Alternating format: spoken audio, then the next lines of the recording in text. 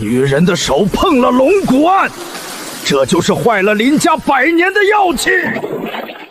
这是祖宗传男不传女的规矩，你有多远滚多远！太公，青瑶他只是救人心切，他不是有意的。丫头，快给太公磕头认错，快说你以后再也不敢碰骨头了。长河说，规矩坏了，磕头有什么用？咱们林家正骨几百年来靠的就是这股纯阳正气，她一个女人偏偏要往圣台上凑，今天当着县里领导的面，不仅差点废了贵客的手臂，还脏了咱们林家的100年招牌。这种祸水不赶出去，难道留着过年吗？就是，女人家的，在家绣花缝补得了，碰什么骨头？真晦气，难怪林家医馆这2年运势不旺，原来是有这种不守规矩的败家精。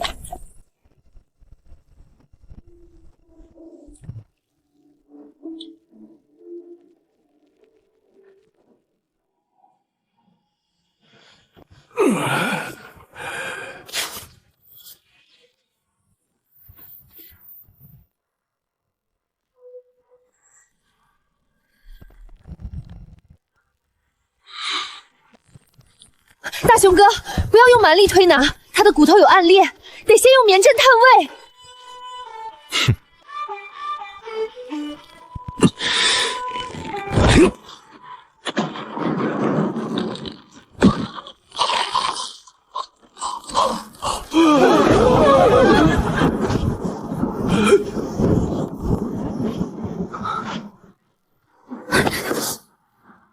上菜。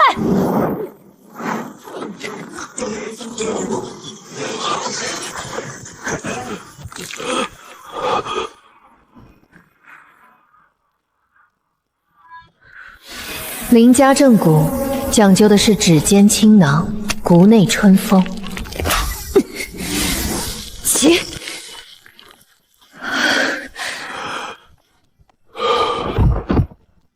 太公，刚才如果不是我出手，林大雄已经把那位华侨的腿按断了，到时候别说招牌，林家医馆怕是都要被封了。我拼了半条命救人，你们现在却跟我谈什么女人不能碰案的狗屁规矩？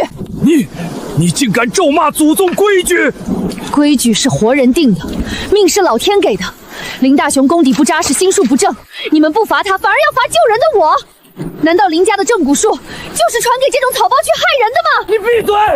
我是林家的男人，我那是地滑失误。你一个偷学了点皮毛的女人，有什么资格谈正骨？青瑶，你想干什么？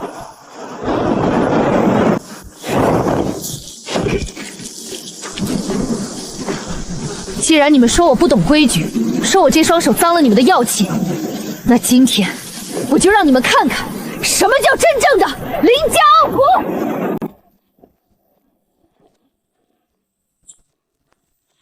林清瑶，你疯了！那是祖宗练功的法场，你个娘们家的，手心带阴，摸了它就是亵渎先人，赶紧给我撒手！丫头，快下来，那桩子会伤着你的骨头啊！林大雄，林长河，男丁们！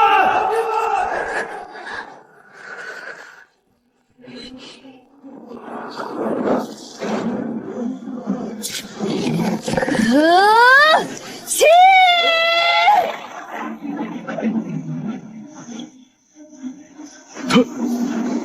他还真拔起来了。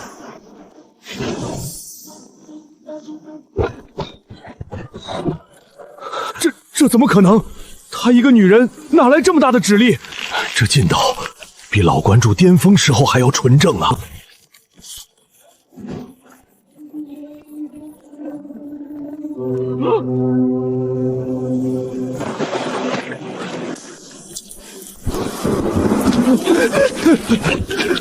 你这个逆女！太公，祖宗留下这门手艺，是为了给苦命人接骨续命，不是给你们这群连指力都练不稳的男人用来显摆权力的。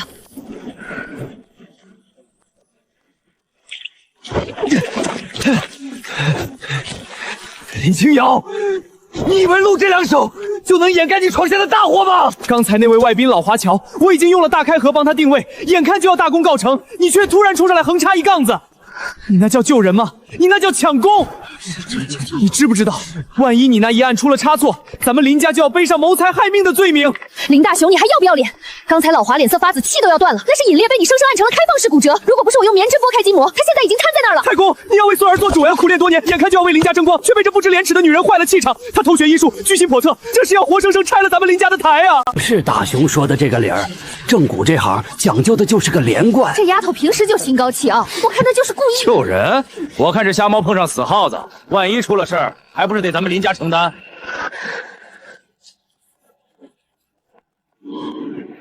青瑶，你救了人或许有功，但你身为女子擅闯圣台，偷学秘技，这是坏了宗法大德。功是你的，但这过你也必须背。县里的领导那里我们会去解释，就说是大巡师叔到了关键时刻，你由于年轻气盛，干扰了治疗，导致外兵受了惊吓。为了平息此事，也为了给祖宗一个交代，林家正骨的经谱上不能留你名字。从今天起，你被逐出林家，你那一身来路不正的医术，也不准再在人前显露半分。太公，不能这样啊！青瑶她是林家的女儿啊，她的一身本事都是她没日没夜练出来的，你们这是要断了她的生路啊！长河，你也想被逐出族谱吗？不用求了，爹。这林家祠堂的香火已经烂到骨子里了，这种地方我不懈怠。林清瑶，林家正骨不传女子，是怕女子心软误事。你虽救了人，却也破了法。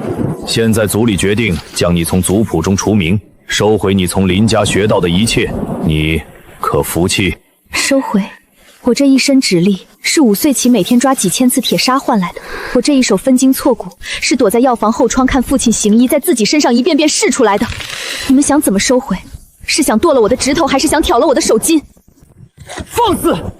族长是让你发誓，此生不得再用林家正骨的名号招摇撞骗。你学的是林家的皮毛，离了林家，你什么都不是。太公，青瑶年纪小不懂事，您看在她死去的娘份上，别把她赶出家门啊！她一个女孩子离了家，在这大雨天能去哪儿啊？长河，如果你再为她说话，你就陪她一起滚。不用求了。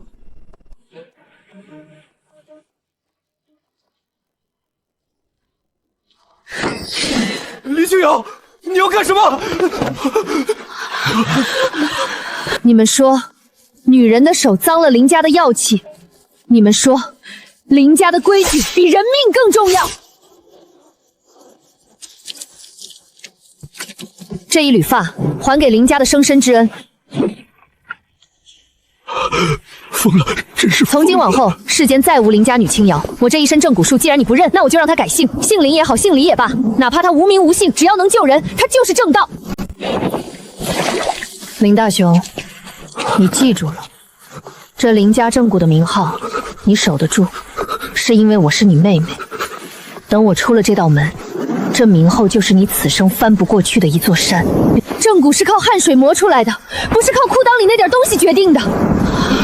既然林家容不下我，那这林姓不要也罢。青瑶，爹，你守了一辈子的规矩，到头来连自己的女儿都护不住。这规矩我踏出替你破了，我就不再是林家那个任人拿捏的烧火丫头了。既然林家医馆不给女人治病，那我就自己开一家。这林家镇的天，我林清瑶翻定了。林家说，正骨讲究的是纯阳正气，讲究的是刚猛复位。但我娘留下的这卷残书里写着：骨如枯木，筋似春弦，以柔克刚。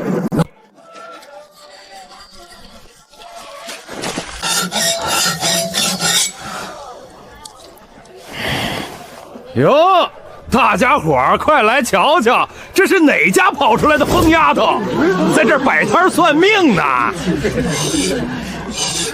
林家医馆的小丫头，嘿，这不是那天在祠堂被林太公赶出来的那个吗？对，我也听说了，说是这丫头心术不正，想偷学男人们的本事，结果被当众剪了头发赶出门了。正骨复位，诊错不收钱，治不好不收钱。嘿，小丫头片子，口气还真大。你认识老子是谁不？老子在这一片杀猪杀了一辈子，手底下的猪命没有1000也有800。你说你能正骨？行啊，你要是能看出老子身上哪根骨头不痛快，老子今天就把这半山猪肉送你。你要是看走眼了，你就当众跪下，给林家祠堂的方向磕3个响头，说你是个欺师冒名的骗子，然后滚出林家镇。哎，张大胡子这肩膀可是县医院都摇头的，你能看出来？小丫头，现在跑还来得及，别等会儿丢人现眼了。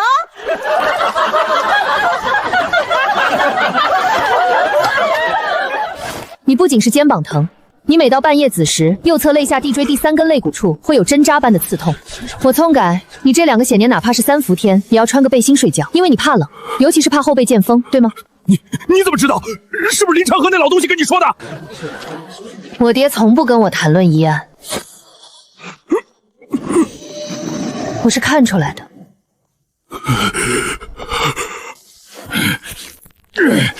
小丫头，老子就信你一回。要是你真能把老子旧伤治好，以后谁敢在菜场说你一个不字，老子剁了他喂狗！啊，这是……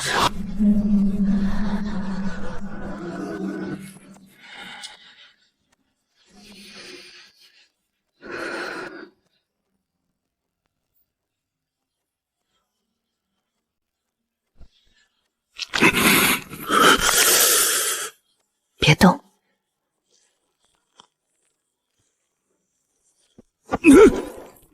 小丫头，你尽管使劲儿，老子要是吭一个响，就不算这林家镇的爷们儿。我要的不是你更生，我要的是你的命门。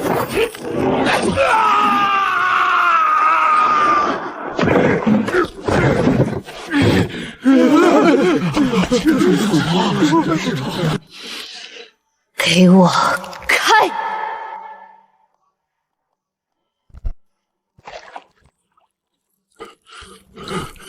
完了，真给按断了！我就说吧，张屠夫这膀子怕是废了，快去叫人啊！我们得把这丫头剁了。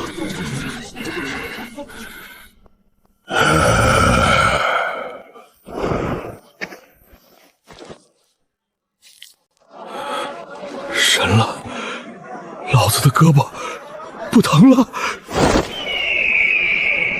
不疼了，真的一点都不疼了！这3年的酸劲儿全没了，都给老子闭嘴！谁再敢说林家丫头是骗子，老子这就去掀了他的摊位，这才是真功夫，这才是林家该有的手艺。以后这块地方老子罩着，谁敢收林医师的摊位费，先过老子这一关！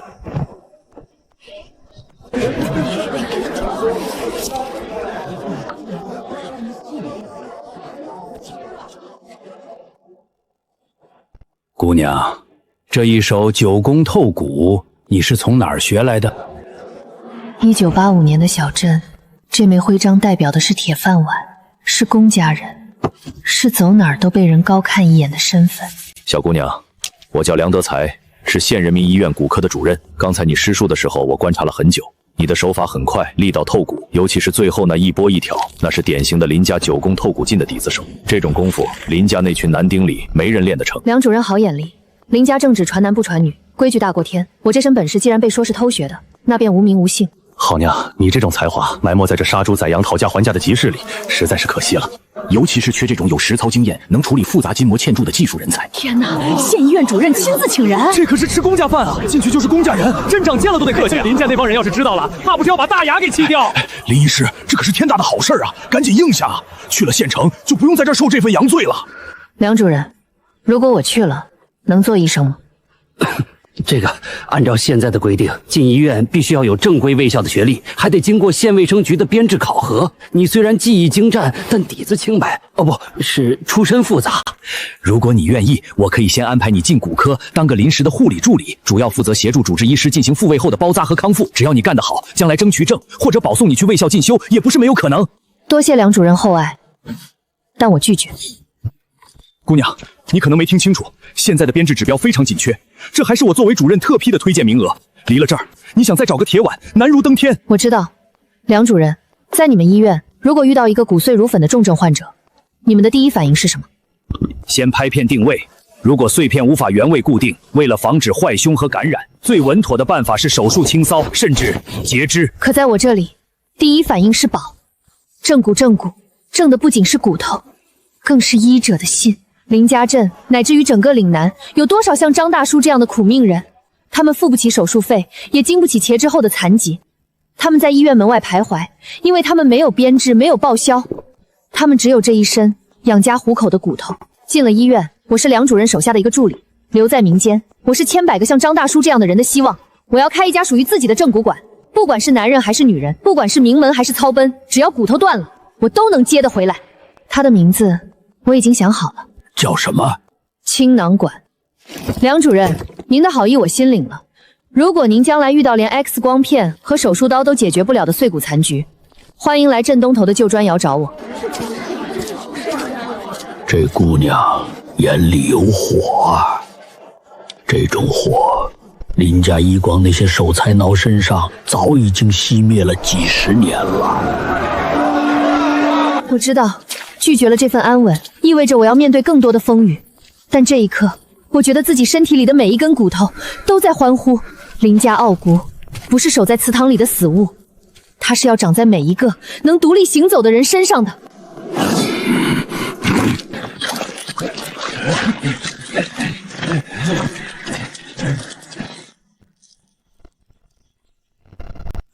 林清瑶，你好大的胆子！你私自朝逃，窃取家族秘药配方，还在这里大摇大摆的非法行医，你知不知道？你这是在给林家镇抹黑，是在拿乡亲们的性命开玩笑！林副馆主，今天吹的是什么风，竟让你亲自下到这满是泥腥味的菜市场里来了？抹黑？我昨天治好了张大叔，全市场的人都看见了。你说我非法行医，那请问林副馆主，在那位外宾老华强疼得快闭气的时候，你的合法行医又在哪儿呢？大家伙都听好了，我是县卫生协会派来的，接到群众举报，说这里有人冒充名医骗钱害人。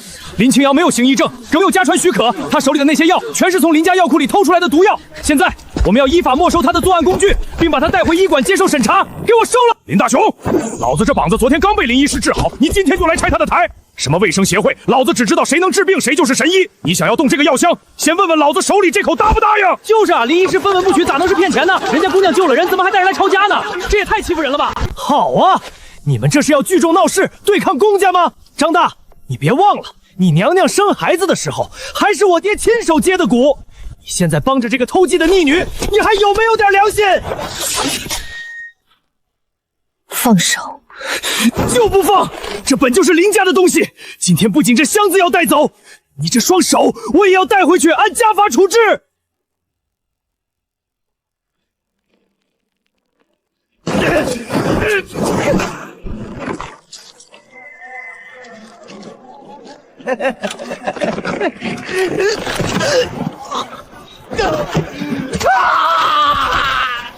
林大雄，你说我偷学医术，那这一招卸甲扣，你可练成了？你快放开我！你们几个死人啊，还不快上啊！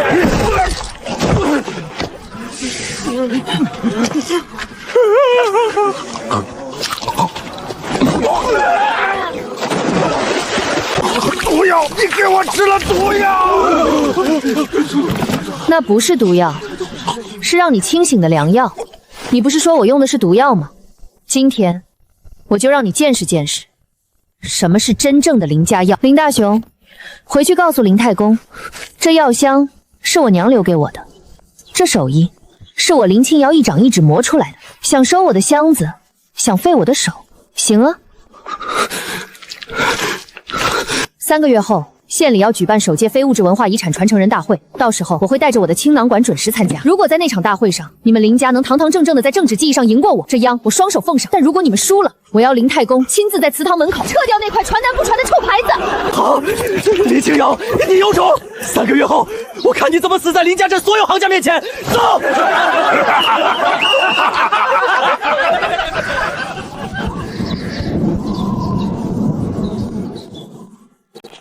快让开！是让开！老吴被倒下的板车砸着腿了！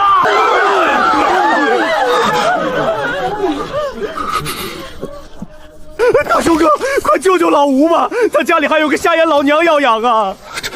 这是粉碎性骨折，经络全乱了，切什么切，骨头都碎成渣了，大罗神仙也难救，赶紧送县医院去，晚了这腿就只能锯了，搞不好连命都保不住。让开！你疯了！这种碎骨残局，连我都不敢碰，你居然敢接！要是人死在你手里，你就等着去坐牢吧！张大叔，帮我把布褂脱下来。他在干什么？蒙眼睛？这丫头莫不是急火惊心，吓傻了？蒙着眼怎么着正？那可是碎成渣的骨头啊！盲揉正骨，李俊尧，你是不是武侠小说看多了？这个是活生生的个人，不是你的排木桩子。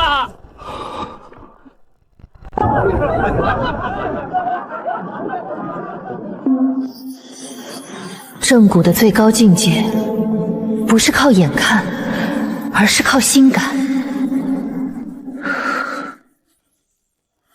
透骨劲，开！第一关。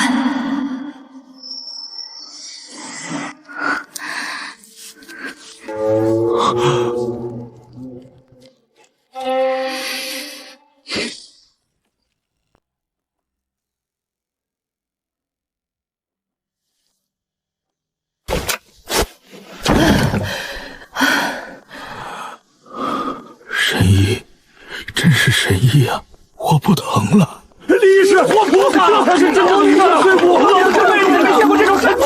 林大雄，这就是你说的难救，这就是你说的只能截肢。回去告诉林太公，这林家正骨的招牌，他如果端不稳，我林清瑶不介意替他换个地界挂着。你等着，非遗大会上，我看你还能不能这么走运！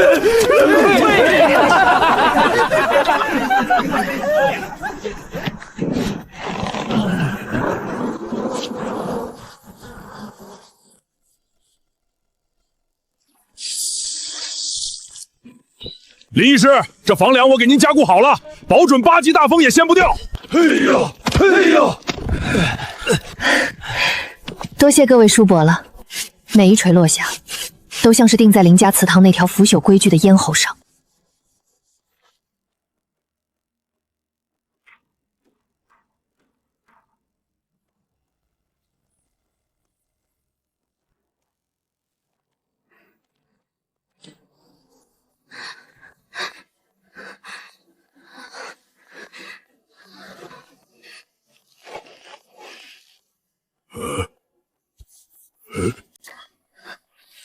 林医师，我们听这儿收徒，不看男女，只要肯吃苦就行。嘿，你们这群女娃子闹什么？正骨那是遭罪的活儿，得成天跟血淋淋的骨头打交道，还要练力气。你们那手是拿绣花针的，能行吗？林医师，我这只脚是5岁时候摔断了，家里舍不得钱去医馆，生生给长歪了。我不想一辈子当个被人嫌弃的废人。林家医馆不收我们，说女人是药渣，但你也是女人，你能把吴伯的碎骨接回去，我就信你。我不怕吃苦，哪怕是让我在这儿给您刷马桶熬药渣，只要能让我学一手，将来能养活自己，我这条命就是您的。起来吧，正骨这行，不看你是拿绣花针还是拿杀猪刀，看的是你能不能忍住指尖剥皮抽筋的疼，看的是你能不能在面对血肉模糊的伤口时心如磐石。想进青囊馆的门不难，但这3年的基本功，我会把你们当成男人一样练，甚至比他们更狠。你们敢吗？敢！林大勇说，女人是手心带阴，那从今天起，我就要用这废窑里的烟火气，给你们淬出一双比铁还要硬、比棉还要软的正骨手。小翠，你负责听鼓；阿娇，你负责缠丝；阿兰，你负责定穴。咱们这青囊馆是个草台班子，但既然扎了根，就要把林家镇这块老腊肉给他们翻出个新花样来。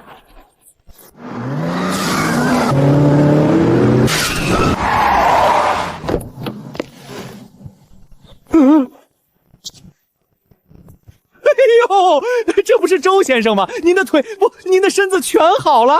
林副馆主，托你们林家的福，周某这条命总算是捡回来了。那是，咱们林家的正骨术那是100年的老底子，家父已经备好了上等的铁观音，专门等周先生大驾。茶就不喝了，我今天来是想请教林副馆主一件事。那天在祠堂里，在那场大雨里，最后动手替我拨开筋膜接回引裂的那位林医师，他在哪儿？周记性怕是差了。您那天是我主治，那是由于我在施术到了关键时刻，家里那个不懂事的丫头冲上来捣乱。您放心，那个搅局的逆女已经被咱们林家逐出家门，连族谱都划掉了。如果您觉得哪儿还不顺遂，我这就再给您推拿一回。林大红，我是个粗人，但我也是从死人堆里爬出来的。我这条命对痛觉最灵敏，那天救我的那双手，指尖有老茧，力道如细针，拨动我的筋膜时，像是在拨动琴弦。你这双手，除了能拿稳茶杯，怕是连3斤重的药锤都挥不动吧？滚开！我周卫国欠的是救命之恩，不是欠你们林家这张破烂招的情。说，他人在哪儿？听说在东头那个废砖窑开了个什么青囊馆，招摇撞骗呢。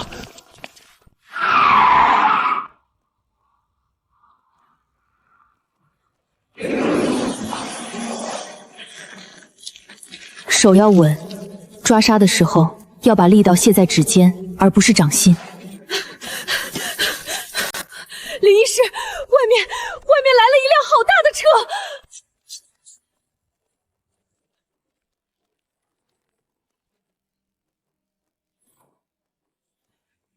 林医师，周某回乡询恩，在林家祠堂，他们说你是祸水，说你是逆徒，但我周卫国这辈子只认那双手，那双在暴雨中救了我，也救了林家颜面的手。周先生客气了，医者本分，谈不上恩情。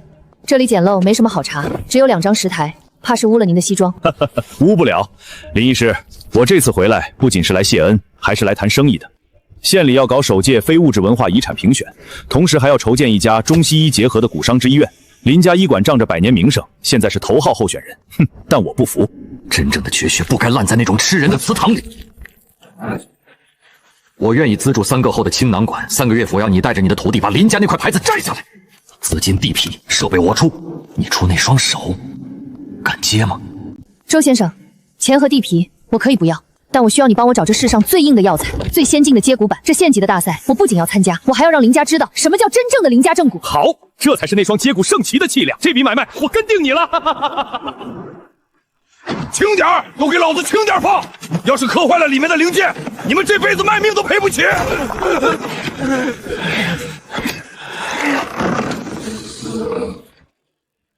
林医师，这些草药是我托人在神农架深处寻来的，药性比市面上那些人工养殖的强出10倍。你说过你要走中西医结合的路子，这台机器是我想方设法从省城科研所弄来的退役样机，有了它，你那双指尖生眼的手就有了真正的底气。好，写得好！林家那帮老学敢守着招牌等死，你这叫破旧立新。只要这份文件交上去，县文化局的评审小组就会下基层考察，到时候青囊馆和林家医馆就得在众目睽睽之下比试真章。周先生，这情分，青瑶记下了。混账，简直是目无尊长，无法无天！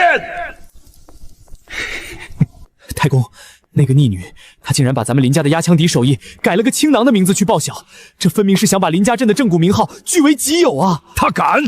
刻在祖宗牌位这4个字，他一个断了发的逆女，凭什么代表林家镇？他那是偷学，是窃取。可那个周师哥现在整天开着那辆皇冠轿车往废窑厂跑，听说他给那逆女弄来了很多洋玩意儿，还请了县里的老中医去坐针。现在镇上的风向变了，大家都说那破窑厂才是正宗。正宗，你去告诉县里的吴主任，就说咱们林家医馆愿意拿出那张秘传100年的断续生擒高构古方，无偿捐献给国家，但条件只有一个。非遗评选的考察日，2家必须同场竞技。我们要当着全镇百姓的面揭开那个逆女学术造假、偷窃秘籍的真面目。我要让他那双手再也拿不起一根药锤。果言高明，那古方可是咱们的命根子，只要捐出去，上面肯定站咱们这边。到时候那逆女就算有周卫国撑腰，也顶不过大义这2个字。看清楚了，这一节叫桡骨，它的受力点在这儿。如果遇到粉碎性骨折，不能急着接，要先用温水行针法，让筋膜松弛。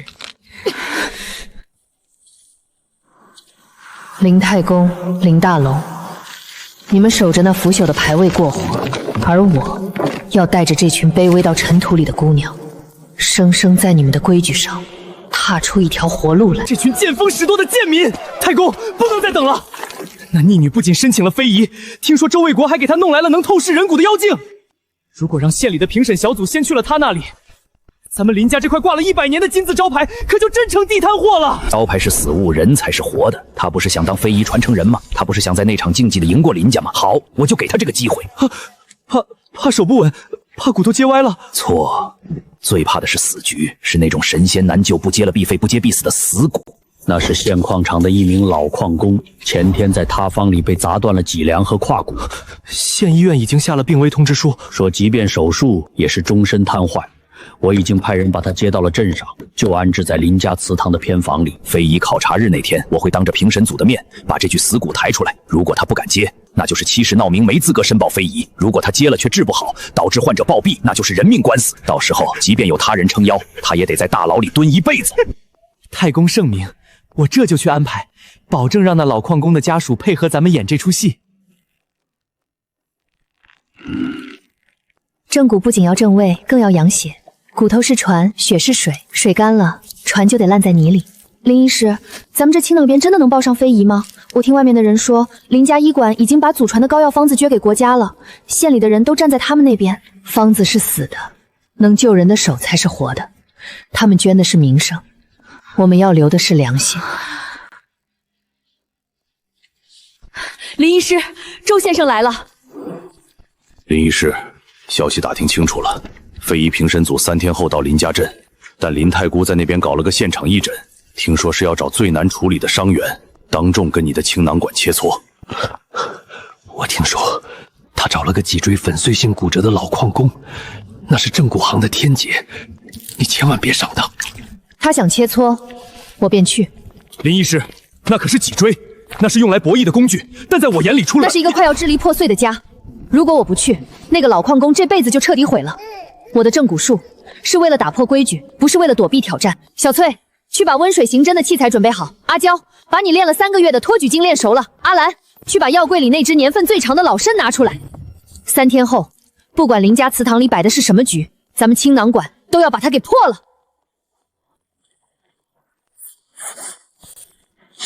张大叔，让他进来吧。这脚步声，我听了15年。庆瑶，林家医馆的人说你是来当说客的。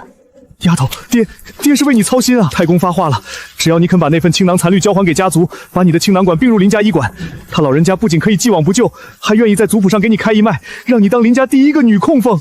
从今以后，你再也不用在这破地方受苦了，你也是吃公家饭的人了。女供奉，听起来真是天大的恩赐。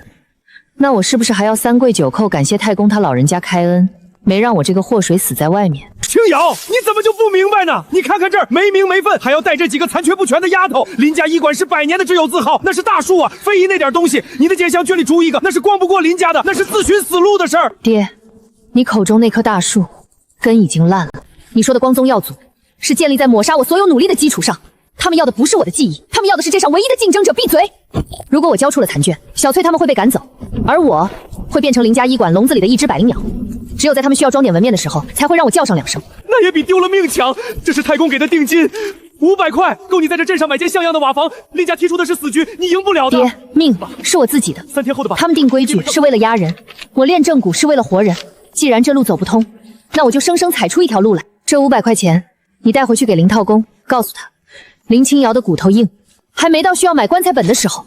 就是这伞，你离了林家，你什么都不是。3天后，如果你敢去祠堂，我就当没你这个女儿。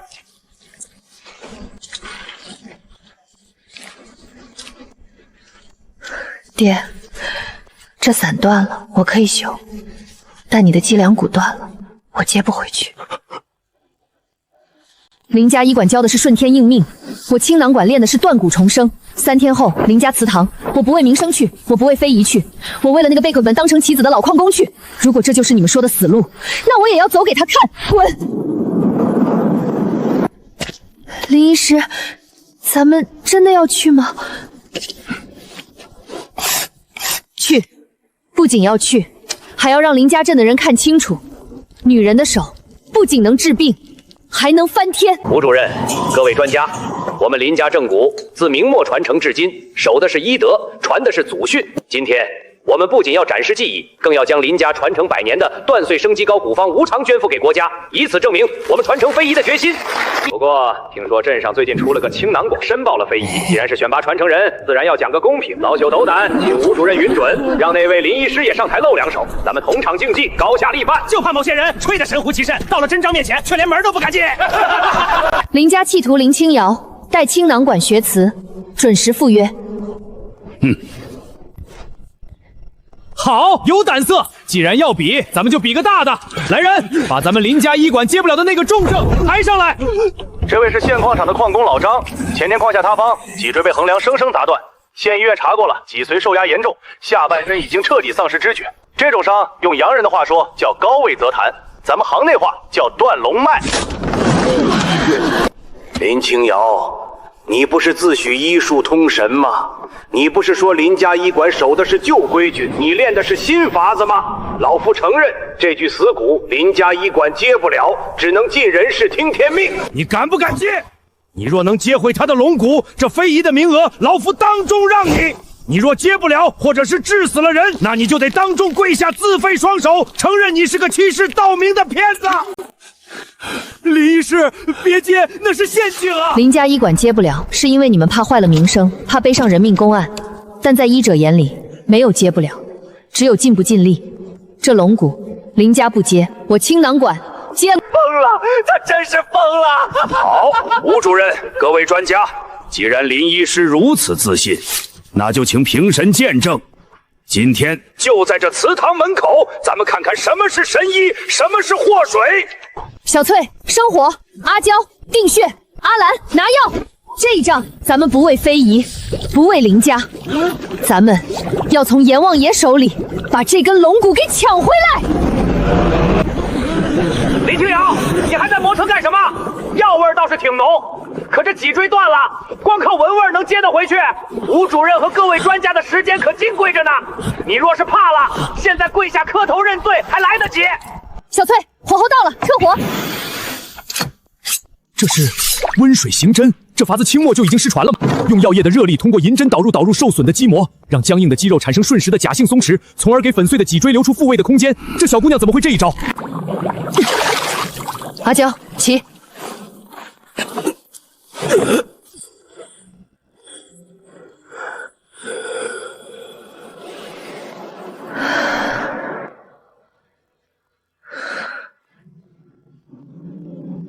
骨如枯木，筋似春弦，颤针法第一块。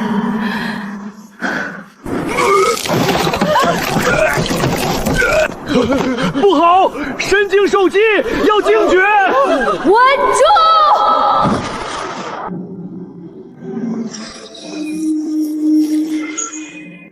青囊透骨，定！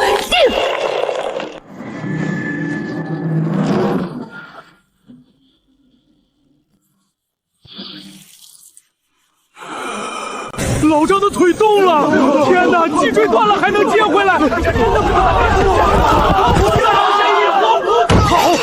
好一个温水行针，好一个青囊复位！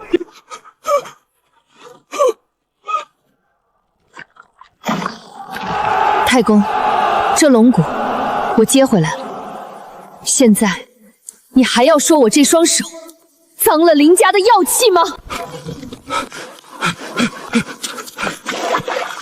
有痛感吗？这里，还有这里，疼，有一股子热辣辣的疼劲儿往上窜。神了，真的接回去了！林医师，脊椎损伤最怕的是2次剪切力。刚才你复位的时候，双手颤动的频率非常快，那是在利用肌肉的弹性来抵消骨头的撞击力吗？赵教授好眼力，我在施术前已经在脑子里模拟了3遍复位的曲线。刚才那一记旋拧复位，实际上是在避开了脊髓前动脉的情况下，强行让碎骨回位归仓。林家正骨以往只讲刚猛，那是为了战场厮杀，为了快。但面对这种粉碎性骨局，柔才是唯一的解药。中西合璧，不是要把老祖宗的东西丢了，而是要给老祖宗的记忆装上一双能看清微米的眼睛。微米级的指尖艺术，西医的手术刀可以切开皮肉看到病灶。但并不是每一个老百姓都能上得起手术台，竟然完成了西医手术室里3、5个医生配合才能完成的精细复位。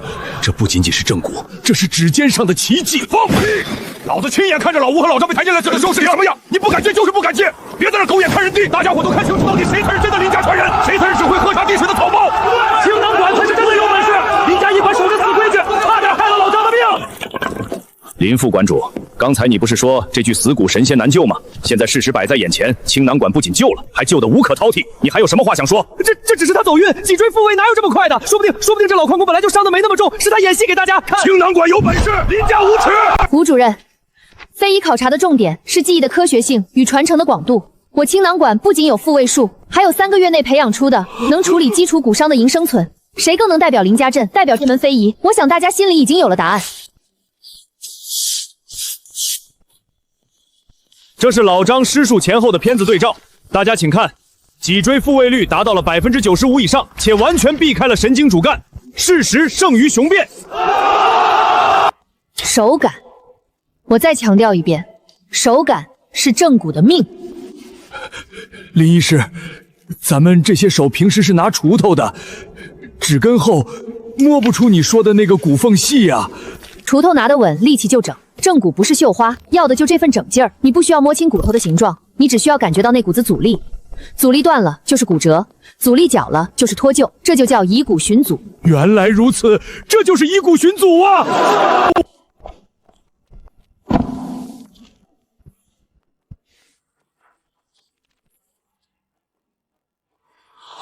林医师，这可是林家的压箱底手艺，您就这么白白交给咱们？林家守的是自家的钱袋子，我青囊馆传的是乡亲们的活路。林家镇方圆百里，几十万人口，光靠我这一双手救得了几个？我要的是这岭南的每一座山，每一条沟，只要有人摔断了骨头，就能有双懂正骨的手伸过去。林太公说这叫外传，叫亵渎祖宗，但我娘留下的书里说医者无界，你们学会了，这手艺才叫活了。你们救了人，我林清瑶的名字才不白叫。林医师，大德啊！他这是在刨咱们林家的根，他在坏行规，他把秘籍发给那些下贱的赤脚医生，这是要让全天下的正骨郎儒都砸了饭碗啊！太公，不能由着他胡闹了，这是在搞乱市场，咱们得联合镇上的几大医馆，向卫生协会联名抗议，说他扰乱医疗秩序，宣扬不成熟的土方子。林医师，你这不仅仅是教医术，你这是在给整个岭南的正骨文化做了一次最了不起的复位。逆类，真是逆类！林长河，看看你教出的好女儿，她不仅偷了林家的秘术，现在竟然还把这些东西印成废纸，发给那些蛮叫赤脚郎中，他林家的祖坟，断了咱们100年的香火呀！太公放心，我早拆了个火把，还要把那个周百克送来的妖精也给砸了，看他以后拿什么招摇撞骗。大雄，去，带着族里的壮男去把那破砖窑给我拆了，把那些领了手册的郎中全给我撵出林家镇。我就不信，这林家镇的天真能让一个逆女给翻了！住手！长河，你刚才说什么？你敢拦大雄？我说住手！太公，我守了一辈子的规矩，我以为那是护着林家的，可这些天我走在街上，我听大家对林家医馆的敬畏，而是他们在背地里骂咱们是谢鬼，是守财奴。他们青囊馆的林清瑶才是真正的活菩萨，他们管我女儿叫林先生。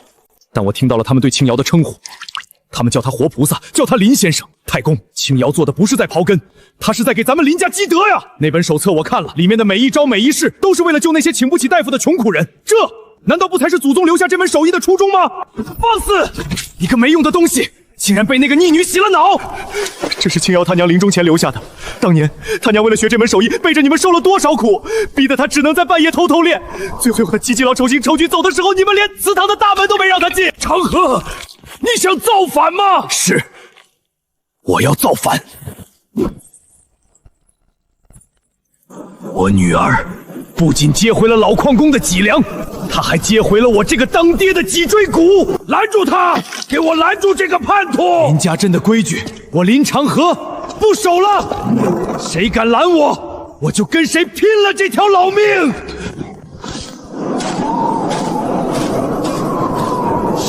青瑶，丫头，爹来给你打下手。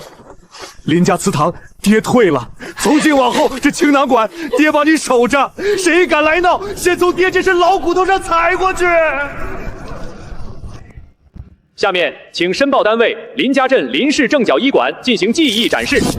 各位专家，各位领导，林氏正角传承100年，外界只知我们手法刚猛，但其实支撑这门技艺的真正核心是这罐铁骨生肌膏。此方传自清末，专治粉碎性骨折与骨外死，只需在复位后外敷，原本需要3个月才能愈合的伤口，1个月便正骨文化的行走。这是近3年来我们用铁骨膏治愈的复杂病例，我们林家医馆愿意将此方作为非遗申报的核心资产，正式移交给国家药库。好，林老先生气量惊人。青瑶，那是林家的命根子，太公这次是真的拼了，咱们只有那本手册，能行吗？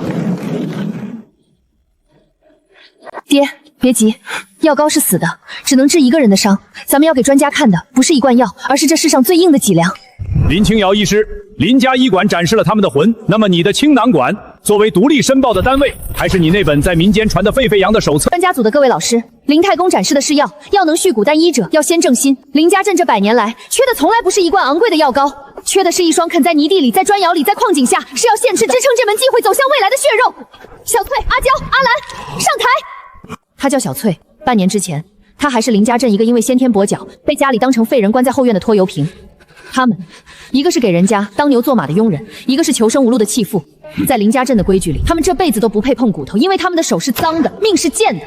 林医师，你这是什么意思？非遗评选看的是技艺的深度和历史的积淀，你带3个学徒上来，难道是想当众表演怎么抓药吗？林清瑶，你是黔驴技穷了吧？拿不出秘方，就拿这几个残缺不全的丫头来博同情？这儿是评委会，不是救助站。林清瑶，少在这煽情，说正题。正题就是我用了3个月的时间，在废砖窑里用最廉价的砂石和最枯燥的指力训练，把这3个废人变成了能处理90%以上基础骨伤的职业医者。这就是我的底牌。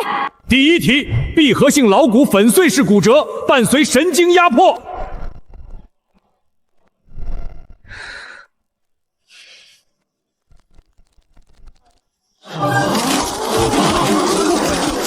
第2题，陈旧性踝关节脱位，伴随筋膜极度萎缩，限时1分钟。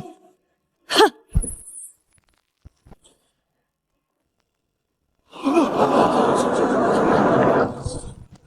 神迹，这真的是神迹！林老先生的铁骨膏虽然珍贵，但那是物，是不可再生的，极其依赖材料的古方。而林清瑶医师展示的是法，是一套可以量产、可以复制，甚至可以让普通女性在极短时间内的现代化正骨体系。太公，您那一罐药能治好10个人、100个人，但药材会枯竭，方子会流失。但我这一套法子，只要有手，只要肯练，生生在每一个村子、每一条弄堂里，林家镇的正骨文化，那终将成为救回千万个像张叔那样的苦命人。但如果它是开在每个姑娘指尖上的花，那它才是真正的非遗。林老先生，您的药膏确实是国之瑰宝，但经过我们专家组的闭门商议，我们认为林家正骨这100年来走入了一个致命的误区。误区？王主任，老夫守了这一辈子规矩，保住了这罐药方，何错之有？错在思，错在傲。林家守着那罐药，就像守着自家的钱袋子。在你们看来，技艺是用来换取地位、换取金钱、换取那虚无缥缈的家主尊严的。你们甚至为了传男不传女，你们传内保住份垄断，不惜将一个有着惊世之才的女儿身生生逼入死角。而林清瑶医师他在做什么？他在挖你们的根吗？不，他在给正骨这门古老的艺术种下一片属于人民的森林。他把秘籍发给赤脚医生，是传了一份天下的活路。他教出这3个姑娘，是打破了一道时代的枷锁，而是一个充满生机、人人皆可为良医的新正骨。太公，您口中的外行，正是那些在地里刨食、在矿下流汗的乡亲。您口中的纯粹，是建立在他们倾家荡产也买不起一罐药膏的绝望之上。正骨的魂不在药里，在指尖。您守了一辈子的规矩，却忘了祖宗留下这门手艺是为了让这世间少一些断骨之痛，而不是为了让林家多几根龙头拐杖。格局高下，不在于这罐药有多少年的历史，而在于这门技艺究竟是服务于一姓之荣，还是施惠于万家之生。好，省首届非物质文化遗产评选，林家镇青囊透骨复位术，因其卓越的普世价值、创新的传承模式以对社会公益的巨大贡献，正式入选省级保护名录。林清瑶医师正式被授予省首届非遗传人称号。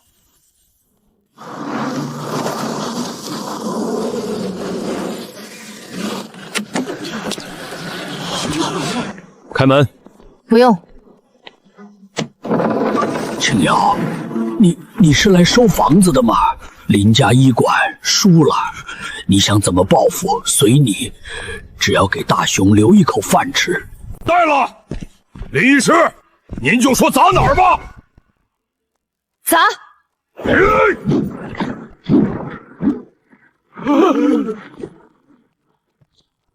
太公，您守了一辈子规矩，把腰手弯了。今天我这当孙女的帮您把这根脊梁骨接回来。林家医馆从今天起重开大门，只要林家立志要速胜，都可以来这儿学艺。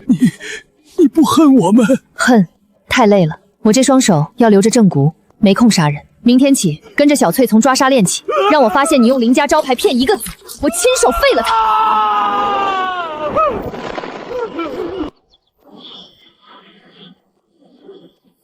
指尖发力，气沉丹田。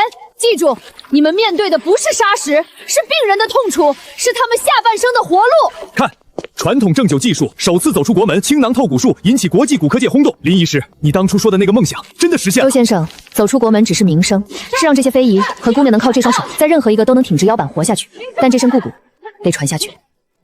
天下之骨皆有其味，医者之志不困于归。